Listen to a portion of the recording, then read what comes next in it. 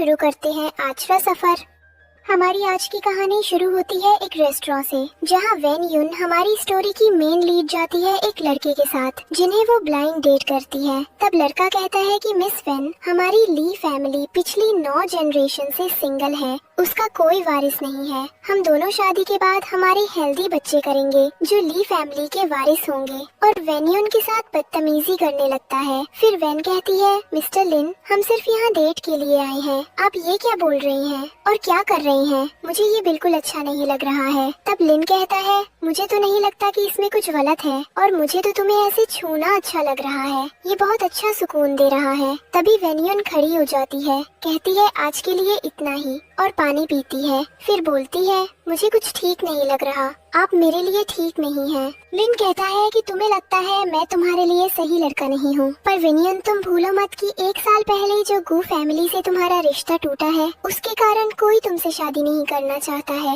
और तुम्हें तो मेरा एहसानमंद होना चाहिए कि मैं खुद अपनी मर्जी से तुम्हारे साथ शादी के लिए तैयार हूँ, वरना कोई तुमसे शादी करना पसंद नहीं करता। तभी विनियन कहती है, जाना है मुझे यहाँ से। वो निकलती है ही कि उसे चक्कर आने लगते हैं। और फिर लिन कहता है, मैंने तुम्हारे पानी में कुछ मिला दिया था। और फिर उसे गलत तरह से छूने लगता है और कहता है कि हमारी शादी नहीं हो सकती। कोई बात नहीं, पर हम दोनों एक रात के लिए पति पत्नी के जैसे रात तो बिता ही सकते हैं। तभी विनियन कहती है, जाने दो, मुझे छोड़ दो, जाने दो। फिर लिन विनियन को रूम में लेकर जाता है और वहाँ उसके साथ गलत हरकत करने लगता है और वो नशे में ठीक से बोल नहीं पा रही थी। फिर भी वो कहती है, जाने दो, मुझे छोड़ दो। तभी वहाँ कमरे के अंदर एक आदमी आ जाता है जो किसी से भाग रहा होता है, इसलिए अनजाने में छुपने के लिए उसी कमरे में आता है जहाँ लिन वेन्यून के साथ गलत हरकत कर रहा था। फिर वो लड़का आता है और वेन्यून को बचाता है और लिन को रूम से बाहर निकाल देता है। फिर नशे की हालत में ही वेन्यून उस लड़के को थैंक यू कहती है और कहती है, मेरी एक बार और मदद करो। और फिर विनियन और वो लड़का जो उसे बचाने आता है, दोनों के बीच रिलेशन बन जाता है। फिर हमें सुबह का सीन दिखाया जाता है जहाँ पर लड़की बिस्तर में सोई हुई है, उसके चारों तरफ कपड़े बिखरे रहते हैं। जैसे ही उसकी नींद खुलती है तो वो देखती है कि वो लड़का नहीं है और उसके हाथ में एक बहुत ही महंगी अंगूठी थी। फिर वो उठती है, तभी उसे एक फोन आता है जो कहता है कि मिस विनियन, आपकी माँ का हॉस्पिटल बिल बहुत समय से नहीं दिया गया है, बिल दे दीजिए वरना उनका ट्रीटमेंट रोक दिया जाएगा। तब विनियन कहती है, आपके कहने का मतलब है कि मेडिकल का बिल अभी तक नहीं दिया गया है। फिर विनियन भारी बारिश में भीगते हुए घर जाती है और अपनी सौतेली बहन को आवाज लगाती है और कहती है, विंसिन, विंसिन, प्लीज दरवाजा खोल दो। मैंने तुम्हारी बात मानी और तुम्हारी अरेंज की गई ब्लाइंड डेट में गई थी, तो फिर तुमने अभी तक मेरी माँ का मेडिकल बिल क्यों नहीं चुकाया है? क्या तुमने मुझसे झूठ बोला? प्लीज दरवाजा खोल दो, प्लीज खोलो ना दरवाजा, मुझे तुमसे बात करनी है। तभी दरवाजा खुलता है और वेन्यून की बहन वेंचिन कहती है कि मुझे सब पता है कि तुमने मिस्टर लिन के साथ क्या किया है, और फिर भी तुम यहाँ मुंह उठाकर पैसे मांगने चली आई। तुम्हें शर्म नहीं आई? तुम्हारे पापा ने तुम्हारी माँ को बहुत समय पहले ही तलाक दे दिया था। तुम्हें और वो आधी मरी हुई पुरिया औरत को बहुत सालों पहले ही वेन फैमिली और घर से निकाल दिया जा चुका है, तो तुम कुत्ते की तरह ऐसे मुंह मारना छोड़ दो। चली जाओ यहाँ से, जाओ, हमसे कोई उम्मीद मत रखना और हमें तुम्हारी तरफ फैमिली मेंबर्स की जरूरत नहीं है। और वेंचिन अपनी बहन वेन्यून का सामान बाहर फेंक देती है और जाने को कह देती है। और तभी वेन्यून नीचे गिरती है और उसकी रिंग भी गिर जाती है जो उस लड़के ने दी थी। वेंचिन कहती है उस रिंग को देखकर कि इतनी वैल्यूएबल रिंग तुम्हारे पास कैसे है? तुम्हारी तो औकात ही नहीं है इसे रखने की। और वो रिंग वेंचिन रख लेती है। वेन्यून चिल्लाती है कि ये रिंग वापस दे दो, ये मेरी नहीं है, इसे मुझे किसी को वापस करना है, ये किसी और की अमानत है। तभी वेंचिन कहती है कि इतने सालों से हमने और हमारी फैमिली ने तुम्हारी माँ का मेडिकल बिल भरा है। तभी वेन्यून कहती है, चाहे तो मुझे मार लो पर प्लीज मेरी हेल्प कर दो, मेरे साथ आओ और मेरी माँ को बचा लो प्लीज। पर वेंचिन दरवाजा बंद करती है और अंदर चली जाती है और वेन्यून बाहर पूरी तरह से भीग जाती है और वही बारिश में बैठकर रोने लगती है। सोचती है कि वो अपनी माँ का ट्रीटमेंट अब कैसे करवाएगी। इसी बीच म्यूजिक बजने लगता है। एक बड़ी सी गाड़ी से एक बहुत ही हैंडसम लड़का बाहर आता है और वुनियन को उठाकर अपने साथ लेके जाता है। इस लड़के का नाम गू नानचन था जो गू ग्रुप के सीईओ थे। वो उसे अपने घर लेके आते हैं। दूसरे दिन का सीन दिखाया जाता है जहाँ वुनियन गू नानचन के घर में सो रही है। तभी गू नानचन अपने असिस्टेंट आसन से कहता है, क्या ये वही लड़की है जिसे दादाजी ने मेरी शादी के लिए चुना है? उसी समय गुनांचन के ग्रैंडपा युअन का कॉल आता है और गुनांचन कहता है कि ग्रैंडपा अभी मेरा शादी का कोई प्लान नहीं है। तभी युअन कहते हैं इस बार ग्रैंडपा ने तुम्हारे लिए जो लड़की पसंद की है वो तुम्हें बहुत पसंद आएगी और तुम्हें उसके साथ अच्छा लगेगा। फिर ग्रैंडपा कहते हैं कि मेरे पास कुछ साल और बचे हैं, क्या तुम अपने ग्रैंडपा की आखिरी विश पूरी नहीं करोगे? मैं सिर्फ तुम्हारी शादी का सर्टिफिकेट देखना चाहता हूँ, प्लीज मेरी आखिरी विश पूरी कर दो नांचन। तभी गुनांचन का असिस्टेंट आसेन हॉस्पिटल की कुछ फोटोज देखता है और कहता है कि ग्रैंडपा की नर्स वेन्यून है। तब गुनांचन कहता है तुम सच कह रहे हो कि हॉस्पिटल में जो नर्स ग्रैंडपा की देखभाल करती है वो वेन्यून ही है?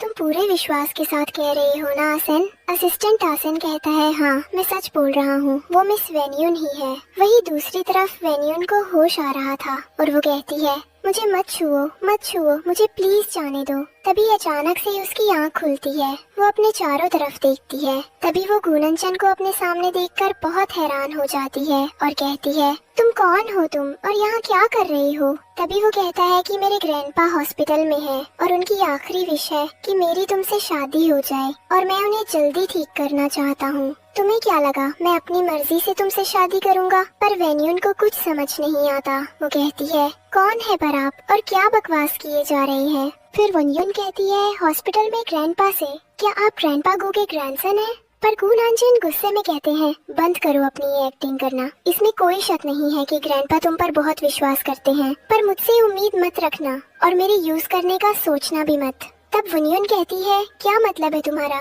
कि ग्रैंडपा गु तुम्हारी शादी मुझसे कराना चाहते हैं? तब गुनांचन कहता है बिल्कुल ऐसा ही है।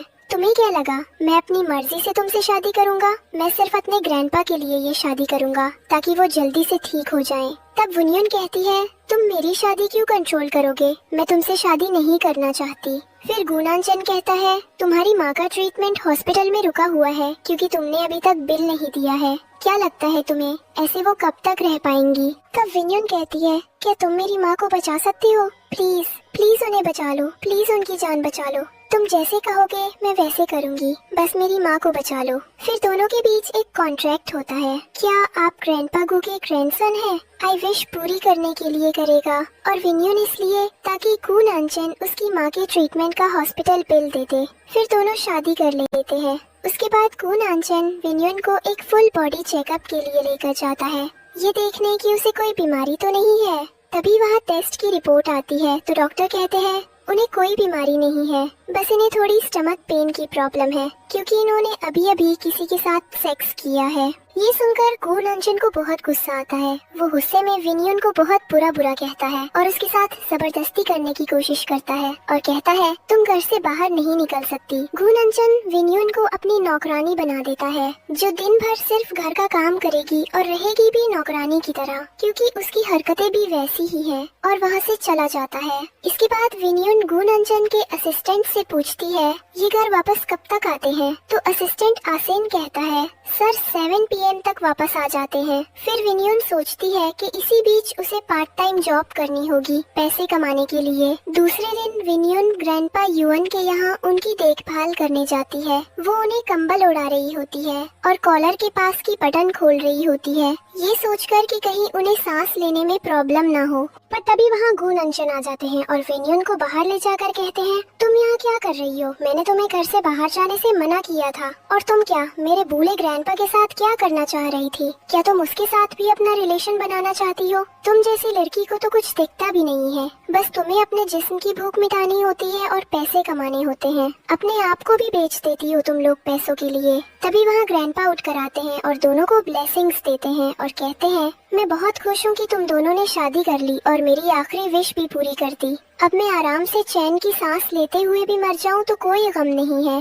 तभी वन्यून ग्रैंडपा युअन के पास जाती है और कहती है आप ऐसे क्यों बोल रहे हैं? अभी तो आपको बहुत लंबी जिंदगी जीनी है। फिर ग्रैंडपा युअन कहते हैं तुम्हें मेरा पोता गुनांचन परेशान तो नहीं करता? जब भी ये तुम्हें परेशान करे तो तुम मुझे बता देना। जिस पर वन्यून कहती है मुझे गुननचन बिल्कुल परेशान नहीं करते, उल्टा मेरा बहुत ध्यान रखते हैं। ग्रैंडपा कहते हैं हाँ वो तो रखेगा ही, तुम पत्नी हो उसकी। फिर ग्रैंडपा वहाँ से चले जाते हैं। फिर विनयुन कहती है काम है मेरा, मैं पैसे के लिए काम कर रही हूँ। तभी गुननचन अपना कार्ड विनयुन को देकर कहता है ये लो, जहाँ चाहो जितने चाहो पैसे यूज कर लेना, पर यहाँ मत आना और कोई काम करने की जरूरत नहीं है। ये बात विनयुन की सौतेली बहन विनशिन देख लेती है और वो जाकर कार्ड विनयुन से छीन लेती है और एक शॉप में जाकर अपना सारा कर्ज चुकाने लगती है और कहती है ये मेरे होने वाले पति गुननचन का कार्ड है और तुम उसके साथ क्या कह रही थी। विनशिन की शादी गुननचन से पहले से ही तय हो जाती है।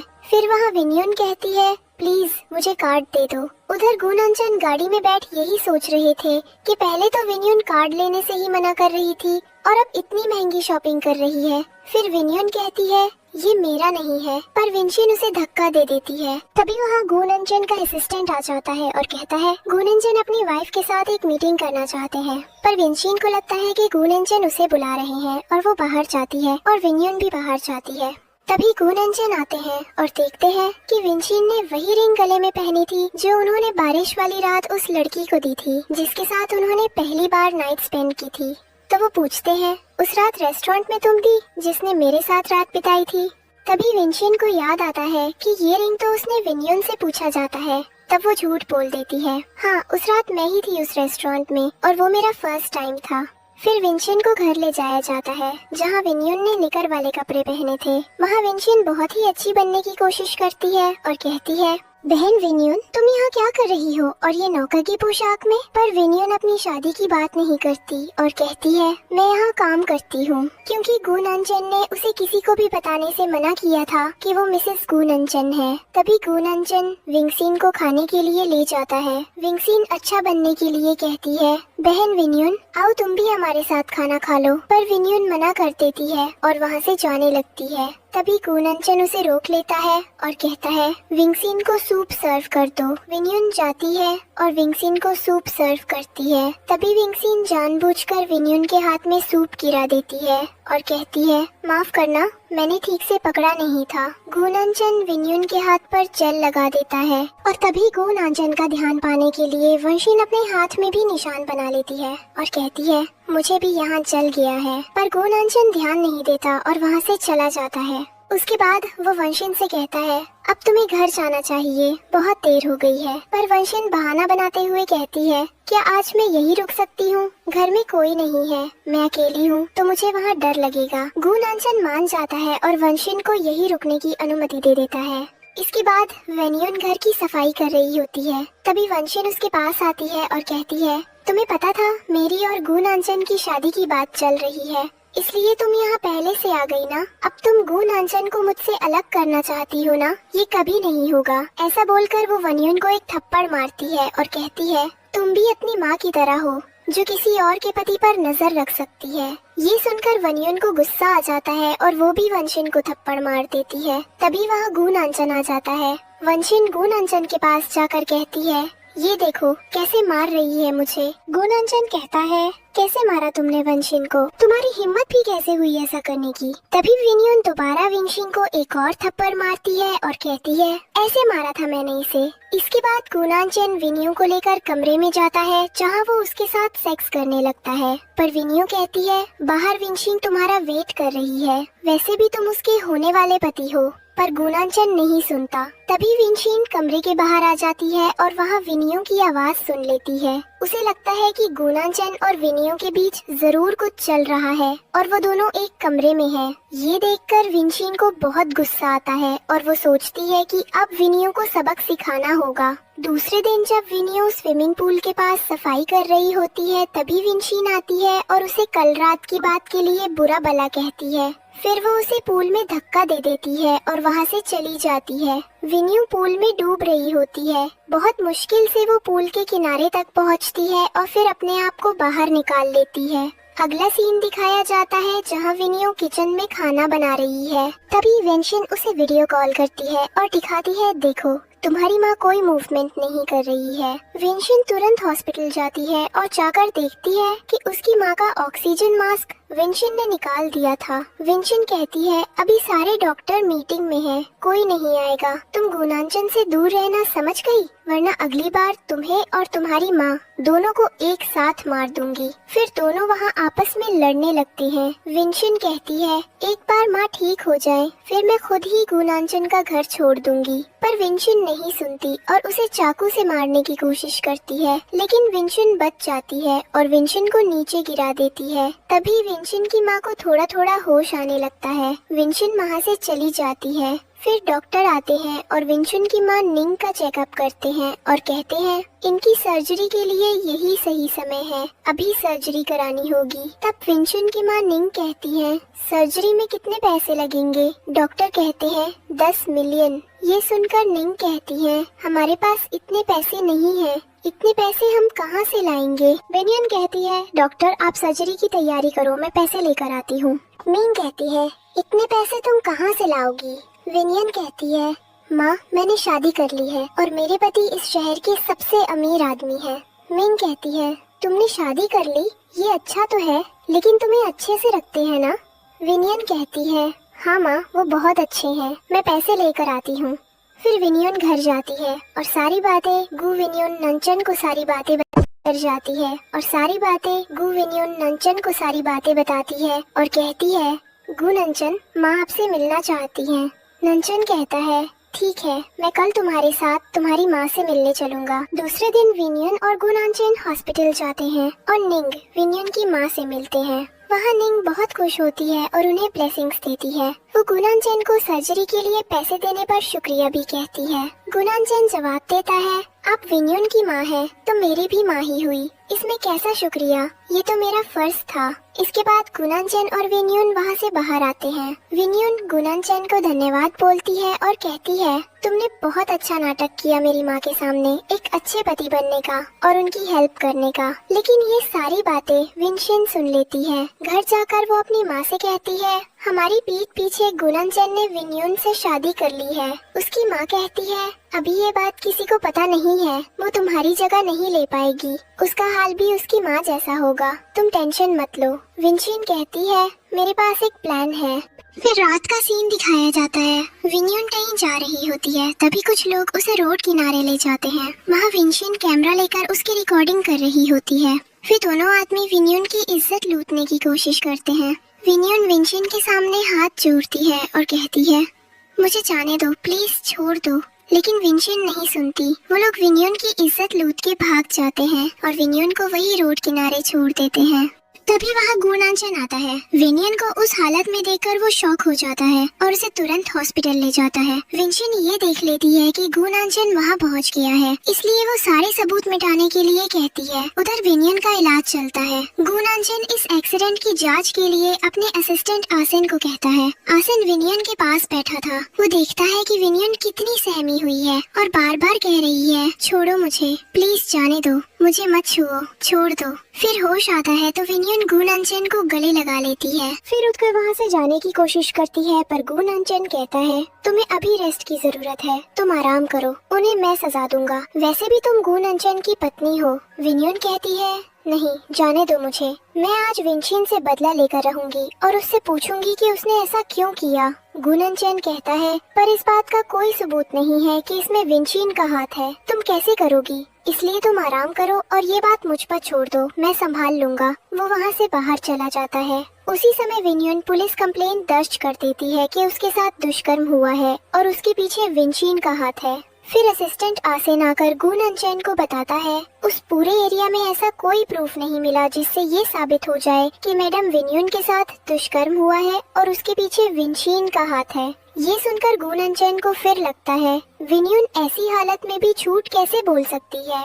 इधर विनियन के पापा और उसकी सौतेली माँ वेंडल हॉस्पिटल में आते हैं। विंशन की माँ वेंडल विनियन को थप्पड़ मारती है और कहती है तुम्हारी हिम्मत कैसे हुई मेरी बेटी के नाम की कंप्लेंट करने की। तभी विनियन के पापा मिस्टर वेन कहते हैं ये तो घर की बात थी, हम सब एक ही परिवार के हैं, बैठकर भी बात कर सकते थे। विनियन कहती है आपको आज याद आ रहा है कि हम आपके फैमिली का हिस्सा हैं, इतने समय से आपको याद क्यों नहीं आया। तभी विंशन की माँ वेंडल विनियन को धक्का दे देती है और वो नीचे गिर जाती है। तभी वहाँ गुनांचन आ जाता है और कहता है, आपकी हिम्मत कैसे हुई मेरी वाइफ को धक्का देने की? विंडेल कहती है, तुम जानते हो मैं कौन हूँ? गुनांचन कहता है, कौन है आप? विंडेल जवाब देती है, वैन ग्रुप के प्रेसिडेंट की वाइफ हूँ मैं, और तुम कौन हो इसका साथ देने वाले? तभी वेन्यून के पापा कहते हैं, गुनांचन आप यहाँ। फिर वो दोनों वहाँ से चले जाते हैं। इसके बाद गुनांचन को विंगशिन का कॉल आता है। वो कहती है, मुझे बचा लो। गुनांचन वेन्यून से कहता है, मैंने तुम्हें पुलिस कंप्लेंट के लिए मना किया था, फिर तुमने क्यों की? कंप्लेंट वापस लो। वेन्यून कहती है, मैं केस वापस नहीं लूंगी। इस पर गुनांचन कहता है, अगर तुमने ऐसा नहीं किया तो मैं तुम्हारी माँ का ट्रीटमेंट रुकवा दूंगा। ये सुनकर विन्यून अपना केस वापस ले लेती है और विंगशिन छूट जाती है। इसके बाद विन्यून को हॉस्पिटल से कॉल आता है कि उसकी माँ ने सर्जरी से मना कर दिया था और सुसाइड करने की कोशिश की है, जिसके लिए उन्हें ब्लड चाहिए O नेगेटिव 2 बॉटल, जो हॉस्पिटल में नहीं है, और अगर ब्लड नहीं मिला तो निंग की जान चली जाएगी। तभी विन्यून कहती है कि मेरे पापा का ब्लड ग्रुप O नेगेटिव है, मैं अभी उन्हें लेकर आती हूँ। विन्यून अपने पापा के घर जाती है, जहाँ वो विंगशिन और उसकी माँ विंडेल को बात करते हुए सुनती है कि विन्यून की माँ को विंगशिन ने सब कुछ बता दिया था कि उसकी और गू की शादी सिर्फ एक कॉन्ट्रैक्ट है और वो उस घर में नौकरानी की तरह रहती है, और ये जो पैसे वो सर्जरी के लिए ले रही है उसके लिए उसे गुनांचन की हर बात मानी होगी, उसके साथ रात भी बितानी होगी, और हमने पापा को भी बिजनेस ट्रिप के लिए भेज दिया है। तो अब विन्यून की माँ के लिए ब्लड नहीं मिलेगा,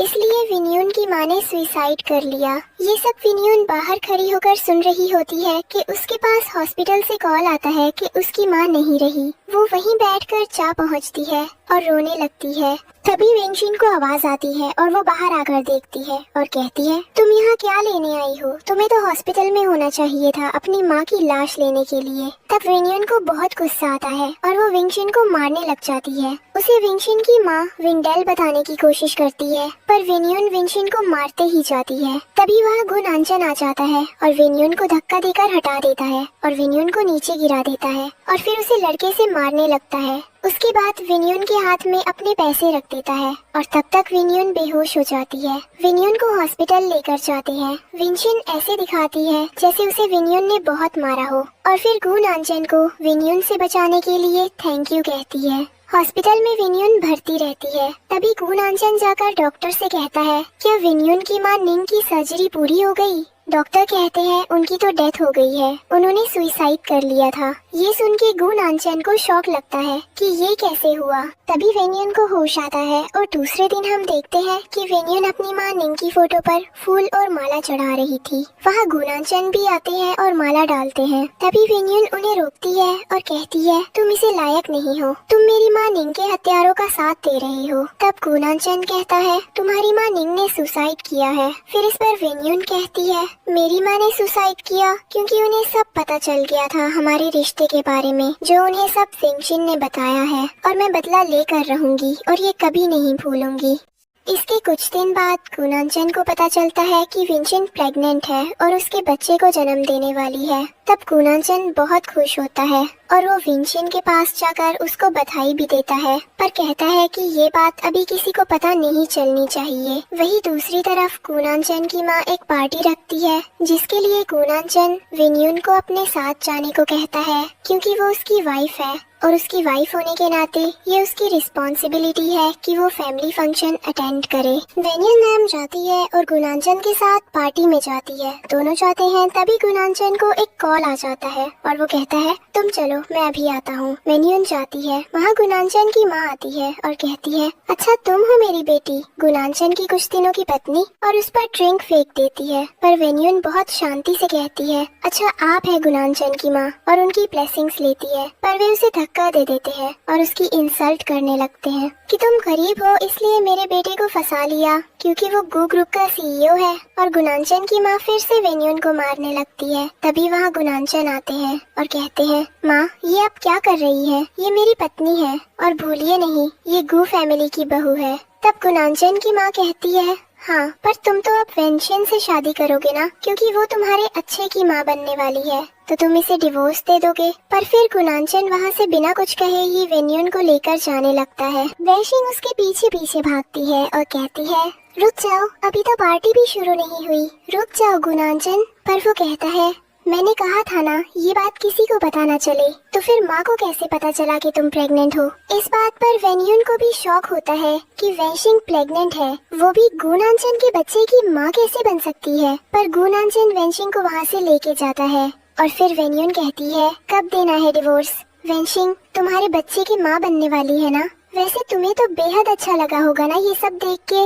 मेरी इंसल्ट हुई तो तुम्हें तो बहुत मजा आया होगा ना। और फिर चलते चलते सीढ़ियों में रुक जाती है और वहीं बैठ जाती है। गुनांचन आता है और बोलता है, क्या हुआ तुम्हें? तभी वो विश हो जाती है। फिर वेन्यून को हॉस्पिटल लेकर जाया जाता है। हॉस्पिटल में चेकअप होता है। डॉक्टर कहती है कि सब नॉर्मल है, पर आपको केयर करने की बहुत जरूरत है। गुनांचन कहता है, क्यों डॉक्टर, क्या हुआ है वेन्यून को? तब डॉक्टर कहती है कि वेन्यून प्रेग्नेंट है और वो आपके बच्चे को जन्म देने वाली है। ये बात सुन के गुनांचन बहुत गुस्सा होता है, क्योंकि उसे लगता है कि ये बच्चा उसका नहीं हो सकता। जब उन्होंने कुछ दिन पहले ही फिजिकल रिलेशन बनाए हैं, तो प्रेगनेंसी पीरियड 1.5 मंथ्स का कैसे हो सकता है? वो वेन्यून का गला दबाने लगता है और कहता है, बताओ कौन है इस बच्चे का बाप, बताओ।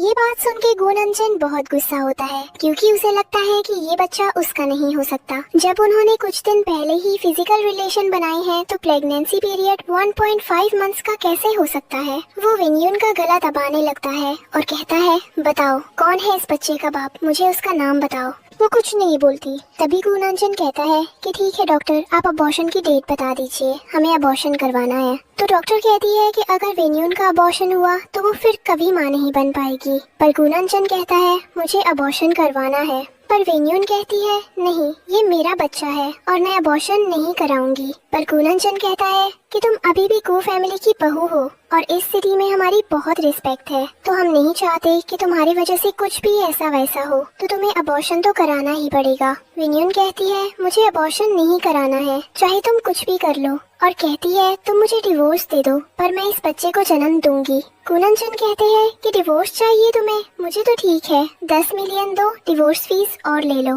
डिवोर्स, पर अगर नहीं दोगी तो तुम्हें अबॉर्शन तो करवाना ही पड़ेगा। उसके बाद गुनांचन वहाँ से चले जाता है और वेन्यून रोने लगती है और डॉक्टर से कहती है, मुझे अबॉर्शन नहीं करवाना है। और तभी वेन्यून बेहोश हो जाती है और उसे हॉस्पिटल में उसके रूम में लेकर जाया जाता है। फिर जब उसे होश आता है तो वो कहती है, प्लीज डॉक्टर मेरे बच्चे को बचा लीजिए, मैं इसे खोना नहीं चाहती। तब डॉक्टर कहती है, ठीक है, हम तुम्हारे बच्चे को बचा लेंगे, पर तुम्हें अपना भी ख्याल रखना होगा और हर महीने एक इंजेक्शन लेना होगा, पर वो काफी कॉस्टली है और एक इंजेक्शन तुम्हें आज ही लेना पड़ेगा। फिर वेन्यून सोचने लगती है कि इतने पैसे वो कहाँ से लाएगी। तभी डॉक्टर गुनांचन से कहती है कि सर, एक इंजेक्शन लेना है तो आप बिल पे कर दीजिए। वो कर देता है और इन पैसों से वेन्यून को इंजेक्शन मिल जाता है। इसके बाद वेन्यून वापस गुनांचन के घर जाती है, पर विंशिन पहले से का सामान लेकर बाहर खड़ी होती है और कहती है, मुझे तो पता ही था तुम एक दिन इस घर से निकाली जाओगी और मुझे पता चला है कि तुम्हें अपने बच्चे के बाप का नाम भी नहीं पता, और उसे वहाँ से जाने के लिए कहती है। फिर वेन्यून अपना सामान लेती है और वहाँ से जाने लगती है। तभी गुनांचन अपने असिस्टेंट असेन से कहते हैं कि मुझे पूरी इन्फॉर्मेशन चाहिए कि वेन्यून कहाँ रह रही है और सब ठीक है कि नहीं, क्योंकि वो अभी भी गू फैमिली की बहू है। और गुनांचन वेन्यून से प्यार भी करने लगते थे। इसके बाद वेंशिन गुनांचन के पास आती है और कहती है, चलो मेरे साथ डॉक्टर के पास, आज मेरी अपॉइंटमेंट है, आज हमारे बच्चे की तस्वीर देखेंगे हम दोनों सोनोग्राफी में। तभी विंडो से गुनांचन वेन्यून को जाते हुए देखता है और बाहर तक जाता है, पर उसे रोकता नहीं। फिर गुनांचन गाड़ी में बैठता है और वेंशिन के साथ डॉक्टर के पास चले जाता है। इसके बाद वेन्यून सू से मिलती है, जिससे वो कुछ साल पहले एक एग्जीबिशन में मिली थी। वेन्यून उसे एक रेस्टोरेंट में मिलने बुलाती है, क्योंकि सू यालिंग ज्वेलरी ग्रुप के सीईओ हैं, जिनके साथ वेन्यून ने पहले भी काम किया था। वेन्यून एक ज्वेलरी डिजाइनर थी, वो उसे काम मांगती है। तब सू उसे काम दे देती है, पर उसे अपनी आइडेंटिटी सीक्रेट रखने को कहती है और वेन्यून मान जाती है, क्योंकि उसे पैसों की जरूरत थी। इसके बाद वेन्यून एक नेकलेस डिजाइन करती है और उसे बेचने के लिए एक ओकेजन रखा जाता है, जहाँ गुनांचन भी जाता है और उसके साथ वेंशिन भी जाती है। गुनांचन वहाँ वेन्यून को देखकर कहता है, मुझे तो पता ही था कि यही तुम्हारा काम है, अमीर आदमी देखे तो तुम उनके साथ मिल जाती हो। उसके बाद गुनांचन वहाँ से चल जाता है। तभी वेन्यून पानी पीने जाती है और वहाँ गु याचन आता है, जो वेन्यून का एक्स बॉयफ्रेंड था। वो कहता है, ओह तुम यहाँ, अच्छा लगा तुमसे मिलके, तुम सिर्फ अमीरों को पटाती हो, कैसी लड़की हो तुम। और उसके साथ बदतमीजी करने लगता है और कहता है कि कितने पैसे लोगी बता देना, पैसे की कमी तो हमारे पास भी नहीं। पर तभी वहाँ गु नानचेन आ जाते हैं और कहते हैं, तुम यहाँ क्या कर रहे हो गुयाचेन। गुयाचेन हैरान हो जाता है और कहता है, अंकल आप यहाँ। तब वेन्यून को पता चलता है कि गुयाचेन गु नानचेन का नेफ्यू है। गुयाचेन कहता है, अंकल आप जैसे समझ रहे हैं वैसे बिल्कुल नहीं है, मैं तो बस यहाँ पानी पीने आया था। फिर गु नानचेन गुयाचेन को वहाँ से जाने को कहता है और फिर से वो वेन्यून को कहता है, ओह वाओ, एक साथ 3 आदमियों के साथ तुम रिलेशनशिप बना रही हो, कितनी अजीब हो तुम, 3 ज्वेलरी को एक साथ, शर्म नहीं आती तुम्हें। और गु नानचेन वेन्यून के करीब चला जाता है और उसे किस कर देता है। वेन्यून कहती है, गु नानचेन तुम ये क्या कह रहे हो, मैं यहाँ सिर्फ एक डिजाइनर बन के आई हूँ और मुझे अपने डिजाइन की गली ज्वेलरी बेचना है और तुमको पैसे देना है,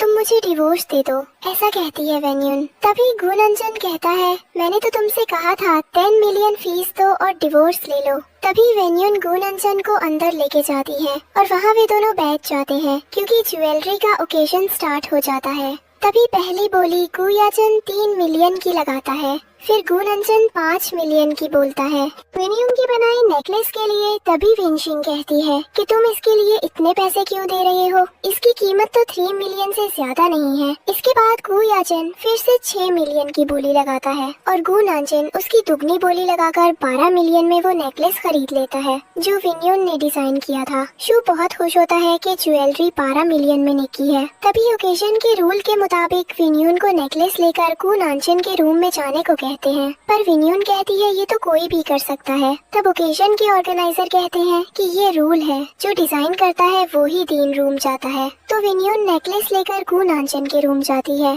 और गु नानचेन कहता है, ओह आओ, और उसके साथ बदतमीजी करने लगता है। तब कहती है वेन्यून, ये क्या कर रहे हैं आप गु नानचेन, मैं यहाँ सिर्फ आपको नेकलेस देने आई थी जो आपने 12 मिलियन में खरीदा है। पर गु नानचेन कहता है, ये नेकलेस खरीदने के लिए 12 मिलियन नहीं दिए थे, मैंने तो पैसे तुम्हारे साथ रात बिताने के लिए दिए थे। और उसे बेड में गिरा देता है और उसके साथ गलत हरकत करने लगता है। पर वेन्यून गु नानचेन को धक्का देती है और रूम से बाहर चली जाती है। तभी गुयाचेन सुन लेता है कि ये मिसेस गु नानचेन है और जब वेन्यून लिफ्ट के पास जाती है तो कहता है, हमारे साथ भी कुछ समय बिता लो जैसे अंकल गु नानचेन के साथ बिताया है। वेन्यून कहती है, बिल्कुल सही कहा, तुम्हें अपने नेफ्यू के साथ समय तो बिताना चाहिए, आना फिर कभी अपने अंकल आंटी से मिलने घर। और वहाँ से चली जाती है। दूसरे दिन ऑफिस में शू वेन्यून को उसके डिजाइन के लिए 4 मिलियन रुपीस देता है। तब वेन्यून कहती है, ये तो बहुत ज्यादा है, जिसमें शू कहता है, ये तुम्हारे मेहनत की है, तुमने इतनी अच्छी डिजाइन बनाई थी जो 12 मिलियन में बिकी है। पर तभी दूसरी तरफ वेंशिंग योलिंग ज्वेलरी की नई डिजाइनर का पता लगाती है और गु नानचेन अपने असिस्टेंट असेन को कहते हैं कि ये पता लगाओ कि उस रात मेरे साथ रेस्टोरेंट में कौन था जिसके साथ मैंने रात बिताई थी। फिर असिस्टेंट कहता है कि पर वो तो वेंशिन है ना सर, जिसमें गु नानचेन कहता है कि पता नहीं, पर मुझे वेंशिन से वो फीलिंग नहीं आती जी मुझे उस रात आई थी। और हाँ, ये भी पता लगाओ कि आखिर वेंशिन के पेट में जो बच्चा है वो किसका, असिस्टेंट चाहता है। इसके बाद वेंशिन आती है गु नानचेन के पास और कहती है कि ये लो 5 मिलियन और बाकी के 5 मैं दे दूंगी, अब तुम मुझे डिवोर्स दे दो। गु नानचेन कहता है, मुझे सारे पैसे एक साथ चाहिए, जिसमें वेंशिन कहती है, रखाना नहीं रखना तुम्हारी मर्जी है। दोनों को साथ देखकर वेंशिन को अच्छा नहीं लगता और उसे लगता है कि गु नानचेन वेंशिन के बच्चे को अपना लेगा और फिर उसके बच्चे की कोई वैल्यू नहीं होगी, इसलिए वो डिसाइड करती है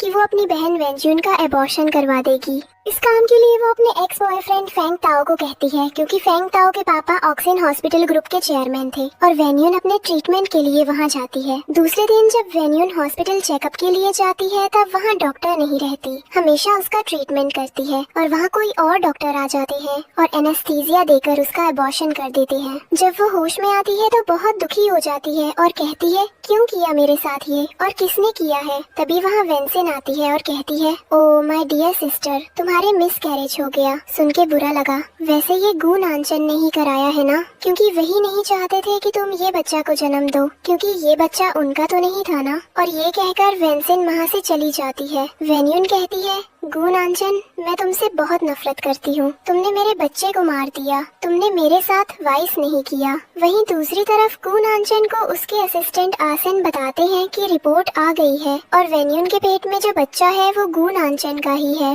गुणांजन बहुत खुश होता है और उसे अपने किए बिहेवियर के लिए बहुत बुरा लगता है। वो वेन्यून से मिलने हॉस्पिटल जाता है और उसके लिए फ्लावर भी लेकर जाता है। वहाँ जाकर कहता है, वेन्यून मुझे माफ कर दो, मैंने तुम्हारे साथ जो भी किया, अब तुम मेरे साथ रहोगी और मैं अपने बच्चे का बहुत ख्याल रखूंगा। मुझे पता चल गया है कि ये बच्चा मेरा ही है। तभी गुणांजन को पता चलता है कि वेन्यून ने अबॉर्शन करवाया, पर वो कहता है, तुमने अबॉर्शन क्यों करवाया? तुम तो इस बच्चे को जन्म देना चाहती थी ना। तब वेन्यून गुणांजन को धक्का देती है और कहती है, मेरे बच्चे का अबॉर्शन करके अब मुझे बोल रही हो कि मैंने ऐसा क्यों किया?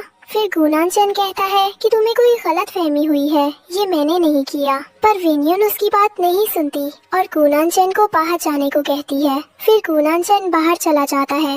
वो दुखी था कि उसने अपना बच्चा खो दिया, इसलिए वो अपने असिस्टेंट आसन को कहता है कि वेन्यून ने अबॉर्शन क्यों कराया, इस बात का पता लगाओ। जिस पर असिस्टेंट आसन कहता है कि मैडम वेन्यून अपना अबॉर्शन क्यों कराएंगी? जिस बच्चे के लिए उन्होंने आपका घर छोड़ दिया, उसे वो खुद नहीं मरना चाहेगी। जरूर इसके पीछे किसी और का हाथ है। ये सुन के गुणांजन को बहुत गुस्सा आता है और पूरे मामले का पता लगाने को कहता है और उस रात वाली लड़की के बारे में भी पूछता है कि पता चला कि नहीं। तब असिस्टेंट आसन कहता है कि उस रात की सारी वीडियो रिकॉर्डिंग डिलीट है, पर रेस्टोरेंट के ओनर ने सिस्टम से निकाल के देना कहा है। फिर गुणांजन और असिस्टेंट आसन वहाँ से चले जाते हैं। इसके बाद डॉक्टर आती है जो वेन्यून का ट्रीटमेंट कर रही थी। आकर कहती है कि तुम्हारे रिपोर्ट्स आ गई हैं और तुम्हें स्टमक कैंसर है, लास्ट स्टेज। तब वेन्यून कहती है, पर ये कैसे हो सकता है? मैं तो बहुत ध्यान रखती थी हर चीज का। तब डॉक्टर कहती है कि वेन्यून, तुम्हारी अबॉर्शन की वजह से तुम्हारे स्टमक में एक केमिकल फैल गया था, जिसके कारण तुम्हें स्टमक कैंसर हो गया। फिर वेन्यून को याद आता है कि उसकी माँ निंग को भी यही बीमारी थी और वो मर गई थी। फिर वहाँ गुणांजन आते हैं और कहते हैं कि तुम मेरे साथ चलो मेरे घर पर। वेन्यून जाने के लिए मना कर देती है। फिर गुणांजन कहता है कि तुम अभी भी मेरी वाइफ हो, इस बात को भूलो मत और मेरे साथ चलो। वेन्यून गुणांजन के घर जाती है, वहाँ वो बैठी रहती है। तभी वहाँ वेंचिन आती है और कहती है, तुम यहाँ क्या कर रही हो? गुणांजन कहता है, मैं इसे यहाँ लेके आया हूँ, पर तुम यहाँ क्या कर रही हो? तो वेंचिन कहती है, आज बेबी ने हार्ट बीट सुनाई तो मैं इसे तुम्हें सुनाने आ गई। वैसे भी ये हमारा बेबी है ना, तो तुमको भी सब पता होना चाहिए। और हाँ वेंचिन, मुझे तुम्हारे मिस कैरेज के बारे में सुन के बहुत बुरा लगा, पर अब कर ही क्या सकते हैं, जो होना था वो हुआ। तब गुणांजन कहता है कि तुमने ये कैसे किया? वेन्यून का मिस कैरेज हो गया। जिस पर वेंचिन कहती है कि असिस्टेंट आसेन भाई ने मुझे बताया था, मैं वेन्यून के बारे में सारी जानकारी रखती हूँ। तभी गुणांजन वेन्यून को फल करने को कहता है। वो फल करके लाती है और तभी बहुत तेज तेज खाना खाने लगती है, पर गुणांजन को लगता है वो नाटक कर रही है और वो वहाँ से चला जाता है। वेंचिन घर जाती है और अपनी माँ को कहती है कि माँ, आज गुणांजन मुझसे सवाल कर रहा था मिस कैरेज के बारे में, उसे मुझ पर सहज तो नहीं हो गया है ना? पर ऐसे कैसे हो सकता है? मैंने तो कोई प्रूफ ही नहीं छोड़ा था। तब उसकी माँ कहती है, मुझे पता चला है तुम अभी भी तुम्हारे एक्स बॉयफ्रेंड फेंग ताओ के कांटेक्ट में ही तो। वेंचिन कहती है, माँ बस मैं उससे अपना काम करवा रही थी, इसलिए मैंने उससे बात की थी। वही दूसरी तरफ गुणांजन की माँ उसके घर जाती है जब वेन्यून घर में अकेली रहती है। ये बात असिस्टेंट आसन गुणांजन को बता देता है। गुणांजन की माँ वेन्यून से कहती है, अरे तुम यहाँ क्या कर रही हो? तुम्हें तो मेरे बेटे ने घर से बाहर निकाल दिया था और तुम फिर से आ गई, चली जाओ यहाँ से। और वेन्यून को मारने लगती है। वेन्यून कहती है, मैं यहाँ खुद नहीं आई, मुझे यहाँ आपका बेटा खुद लेके आया है, मैं तो उससे डिवोर्स लेना चाहती हूँ। तो गुणांजन की माँ वेन्यून को धक्का देके नीचे गिरा देती है। तभी वहाँ गुणांजन आ जाते हैं और कहते हैं, आपकी हिम्मत कैसे हुई मेरी वाइफ को हाथ लगाने की? आपको अंदर किसने आने दिया? आज के बाद आप यहाँ नहीं आ सकती। ये सुन के गुणांजन की माँ गुस्से में वहाँ से चली जाती है। फिर गुणांजन वेन्यून से कहते हैं कि अब अगर कुछ ऐसा हो तो तुम मुझे सबसे पहले कॉल करना। वेन्यून कहती है, मेरे बच्चे का कातिल तो। गुणांजन कहता है, मैं उसी का पता लगा रहा हूँ और बहुत जल्दी वो पकड़ा जाएगा। इसके बाद गु नानचन और विनयुन ग्रैंडपा की बर्थडे पार्टी में जाते हैं। विनयू ग्रैंडपा को बर्थडे विश करती है और कहती है आपकी उम्र बहुत लंबी हो। ग्रैंडपा कहते हैं तुम खुश हो ना, गु नानचन तुम्हें अच्छे से तो रख रहा है ना, अगर तुम्हें परेशान करे तो मुझे बता देना, और हाँ अगर तुम्हें इस शादी में खुशी ना मिले तो डिवोर्स लेने का मत सोचना। ग्रैंडपा क्या बोलेंगे और विनयू को अपना कार्ड दे देते हैं और कहते हैं ये रख लो। ग्रैंडपा कहते हैं अगर तुम दोनों के बीच सब ठीक चल रहा है तो अच्छा, अब ये बताओ कि मुझे मेरा पोर्ट कब दे रही हो। इसमें विनयू कहती है ग्रैंडपा अभी तो बहुत टाइम है, पहले हम अपनी शादी को अच्छे से संभालना चाहते हैं। और विनयू मनी मन सोचती है कि कैसे बताऊं ग्रैंडपा को कि अब उसके पास टाइम बहुत कम है। तभी वहाँ विनयू का बॉस सू आता है ये बताने के लिए कि उसे नया ऑर्डर मिला है तो विनयू को डिजाइन्स बनाने हैं, पर गु नानचन मना करता है और कहता है मेरी वाइफ को रेस्ट की जरूरत है, तुम ये किसी से भी करवा लो। पर विनयू कहती है ये मुझे करना है। और उसी समय जब कुछ देर के लिए गु नानचन वहाँ से जाता है तो विनयू सू को अपनी स्टमक कैंसर के बारे में भी बता देती है और कहती है किसी से ना कहना। इसके बाद सब डिनर करने जाते हैं जहाँ गु नानचन सबका आभार व्यक्त करता है कि सब उसके ग्रैंडपा की बर्थडे पार्टी में आए, और वो सबके सामने कहता है इनसे मिलिए, ये है मेरी वाइफ वेन्युन। वेन्युन कहती है ये अचानक तुम सबके सामने क्यों बता रहे हो। गु नानचन कहता है इससे अच्छा कोई और मौका नहीं होता बताने का। तभी वेन्युन को खांसी आती है और वो कहती है मैं अभी आती हूँ, और वॉशरूम में चली जाती है। वहाँ वो आईने में देखती है और खुद से कहती है क्या मुझे भी गु नानचन से प्यार हो गया है,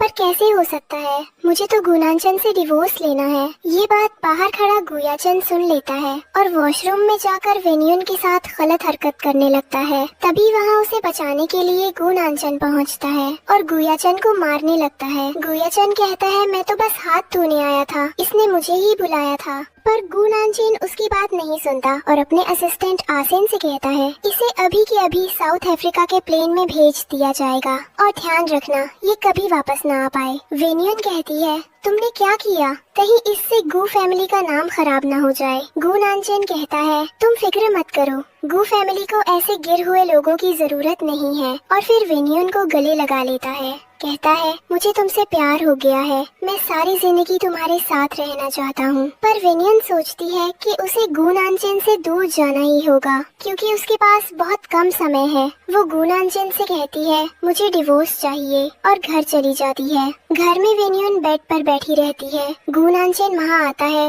और कहता है देखो जो हुआ उसे भूल जाओ और हम एक नई शुरुआत करते हैं, और तुम्हारे ज्वेलरी डिजाइन करने से भी मुझे कोई प्रॉब्लम नहीं है, पर तुम शू की कंपनी में काम मत करो। तुम चाहो तो हमारी कंपनी में ही ज्वेलरी डिजाइन की एक ब्रांच खोल देते हैं। पर वेन्युन कहती है इसकी कोई जरूरत नहीं है।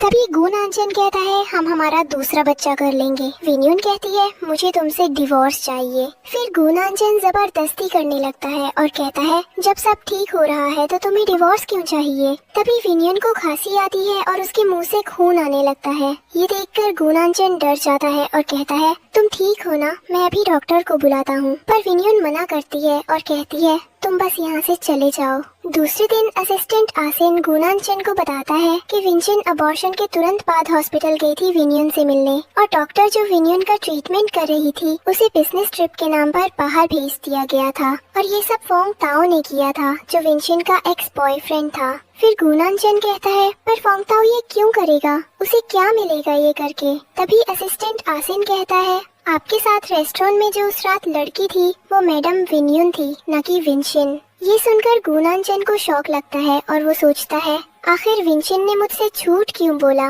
असिस्टेंट आगे बताता है कि फेंग ताओ ने 2 दिन के लिए एक विला बुक किया है जहां वो अपनी गर्लफ्रेंड के साथ है। गु नानचन कहता है क्या ये गर्लफ्रेंड वेंशन है।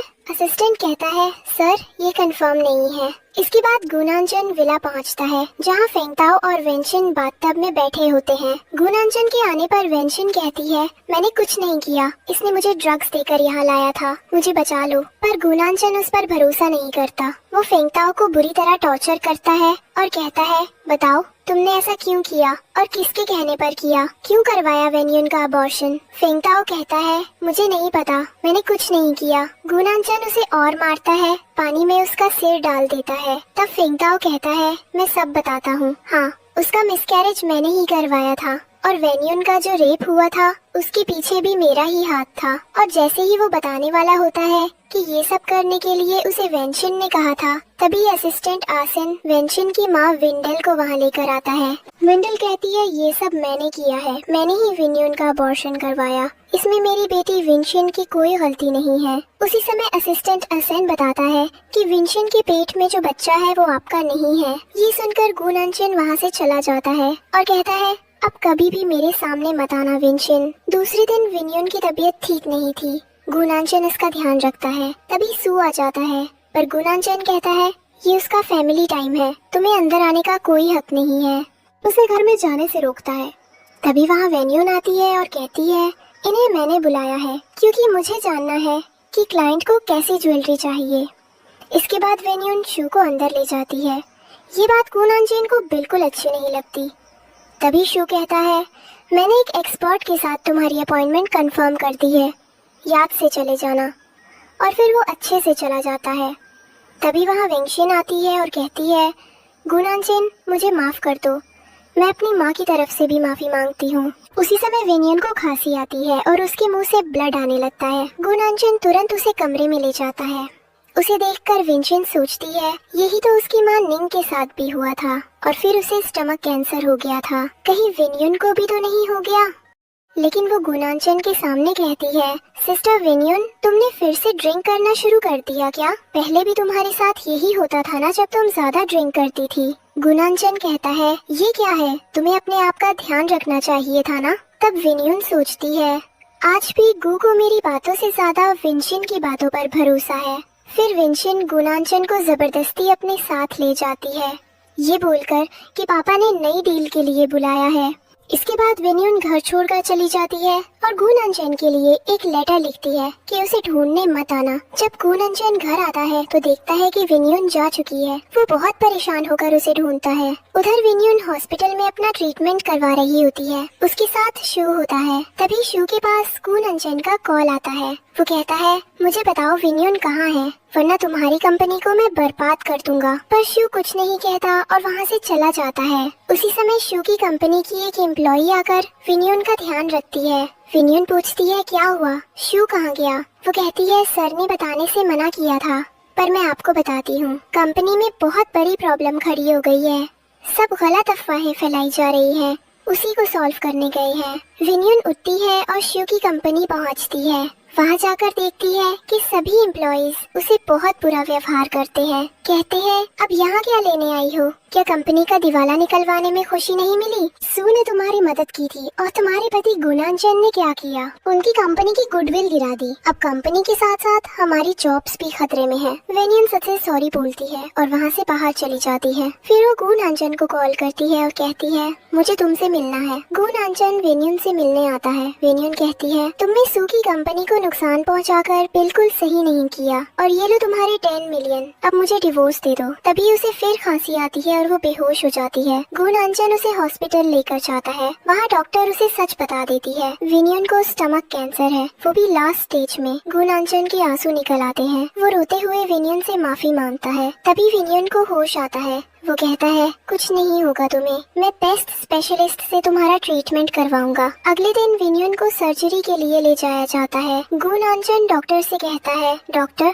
सब ठीक होगा ना? डॉक्टर कहती है हम अपनी पूरी कोशिश करेंगे। थोड़ी देर बाद डॉक्टर बाहर आती है और कहती है माफ कीजिए सर्जरी सक्सेसफुल नहीं हो पाई। वेन्यू के पास अब बस थोड़ा समय है, वो आपसे बात करना चाहती है। गुनांचन अंदर जाता है। वो फूट फूट कर रोता है और कहता है तुम्हें कुछ नहीं होगा, मैं तुम्हें बचा लूंगा। वेन्यू हल्की मुस्कान के साथ कहती है मैं तो हमेशा तुम्हारे साथ हूँ, मैं तुमसे बहुत प्यार करती हूँ और अगले जन्म में मैं जरूर तुम्हारे बच्चे को जन्म दूंगी। तभी गुनांचन अपनी जेब से वो रिंग निकालता है जो उसने पहली बार रेस्टोरेंट में विन्यू को दी थी। वो उसे देता है। विन्यू कहती है ये रिंग तो? गुनांचन कहता है हाँ, ये रिंग अब अपनी असली हकदार के पास है और उस रात वो आदमी मैं ही था। विन्यू की आंखों से आंसू गिरते हैं। वो कहती है तुमने पहले क्यों नहीं बताया, मैं कब से ढूंढ रही थी। तुमने बहुत देर कर दी बताने में, बहुत कुछ रह गया। और इतना कहकर वो अपनी आखिरी सांस ले लेती है और यहीं पर हमारी कहानी खत्म होती है। दोस्तों, अगर आज की कहानी आपको पसंद आई हो तो प्लीज लाइक एंड सब्सक्राइब जरूर करें। हमसे जुड़े रहें ऐसी ही दिल को छू लेने वाली कहानियाँ देखने के लिए। Thank you.